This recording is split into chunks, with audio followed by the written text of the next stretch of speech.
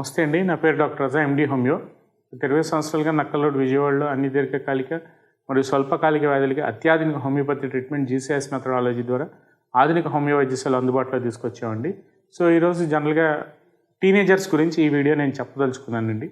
Teenagers అనగానే జనరల్గా హస్తప్రయోగం, ఈ కామన్గా ఒక చిన్నపిల్లవాడు తన టీన్స్లోకి వచ్చిన తర్వాత, తన అడల్సెన్స్లోకి వచ్చిన తర్వాత బాడీలో వచ్చే హార్మోనల్ చేంజెస్ బట్టి, ఈ టెస్టోస్టిరాన్ హార్మోన్ యొక్క ఇన్ఫ్లుయెన్సెస్ బట్టి, లేదంటే బయట మనకు ఉండే మానసిక పరిపక్వత అంటే మెంటల్ చేంజెస్ బట్టి, మైండ్లో వచ్చే చేంజెస్ బట్టి, ఫిజికల్గా వచ్చే చేంజెస్ బట్టి సెక్షువల్ ఫీలింగ్స్ డెవలప్ అయినప్పుడు జనరల్గా ఈ మాస్టర్బేషన్ అనే ఒక నార్మల్ ఫిజియలాజికల్ ప్రాసెస్కి జనరల్గా ఆ వ్యక్తి అంటే అతను అలవాటు అవటం అనేది జనరల్గా జరుగుతూ ఉంటుందండి.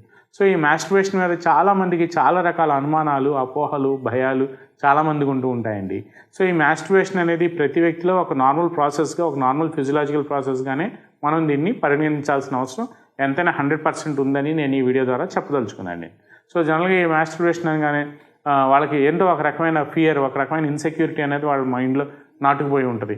అంటే దీంట్లో మనకి హార్మోన్స్ ఏమైనా తగ్గిపోతాయా, లేదంటే టెస్టోస్టిరాన్ హార్మోన్ వాల్యూస్ ఏమైనా తగ్గిపోతాయా, నరాల బలహీనత అంటే నర్వస్ వీక్నెస్ ఏమైనా మనకు వచ్చేస్తుందా, దీంట్లో ఏమైనా గెడ్డాలు మిసలు ప్రాపర్గా రావా అనేది కూడా కొంతమంది అడుగుతూ ఉంటారండి. సో ఇవన్నీ ఏంటంటే వేగ్ అనుమానాలు, వేగ్ భయాలు, అన్వాంటెడ్ భయాలు మాత్రమే. సో దీని గురించి ఎంత మాత్రం ఆలోచించాల్సిన అవసరం లేదు.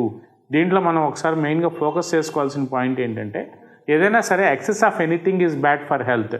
అంటే over the period of time గ్రాడ్యువల్గా మనకి ఈ మైండ్ కాన్సన్ట్రేషన్ అంటే జనరల్గా ఒక 15 ఇయర్స్ నుంచి ఒక 30 ఇయర్స్ వరకు మన ఫ్యూచర్ గురించి, మన కెరియర్ గురించి మనం ఏంటి అనేది డిసైడ్ చేసే ఏజ్ అదే కాబట్టి, సో ఇట్లాంటి అన్వాంటెడ్ భయాలు, ఎందుకంటే ఇప్పుడు ఉన్న మనకి ఈ నెట్ మీడియా కానీ, లేదంటే నెట్ ద్వారా మనకి వచ్చే ఈ ఫోన్స్లో మనకి మొబైల్స్లో వచ్చే వీడియోస్ వలన ఉండే అందుబాటులో ఎక్కువగా చూడటం వల్ల, లేదంటే ఎక్కువగా పార్న్ వీడియోస్ ఎక్కువగా చూడటం వల్ల వాళ్ళ ఈ మైండ్ కాన్సన్ట్రేషన్ ఎబిలిటీస్ ఏవైతే ఉంటాయో అవి ఫోకస్ చేయలేకపోవడం వల్ల జనరల్గా మైండ్ అనేది డైవర్ట్ అయిపోయి వాళ్ళు రకరకాల అనుమానాలకి, రకరకాల ఇన్సెక్యూరిటీతో కూడిన యాంగ్జైటీస్తో కూడిన భయాలకు లోనయ్యి వాళ్ళు కాన్సన్ట్రేషన్ అనేది చేయలేక ఫ్యూచర్ అనేది డిస్టర్బ్ చేసుకోవడం అనేది నేను చాలామంది టీనేజ్ పిల్లల్లో నేను చూస్తున్నానండి. అట్లాంటి పిల్లలు నా దగ్గరికి వచ్చినప్పుడు నేను వాళ్ళకి ప్రాపర్గా కౌన్సిలింగ్ ఇచ్చి, అవసరమైతే మన హోమియోపతిక్ మెడికేషన్ హెల్ప్ తీసుకుని, హోమియోపతి మెడిసిన్స్ ద్వారా మనం వాళ్ళ యొక్క ఇంటెన్సిటీ, వాళ్ళ యొక్క ఆ తీవ్రమైన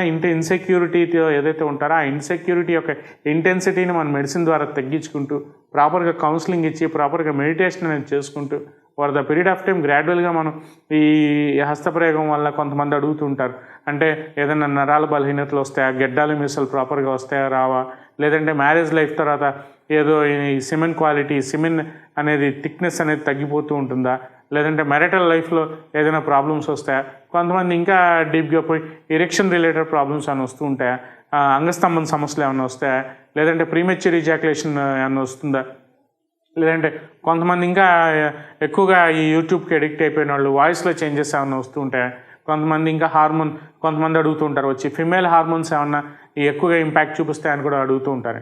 సో ఇవన్నీ ఏంటంటే ఊరికే అన్వాంటెడ్ భయాలు, అన్వాంటెడ్ అపోహలు మాత్రమే.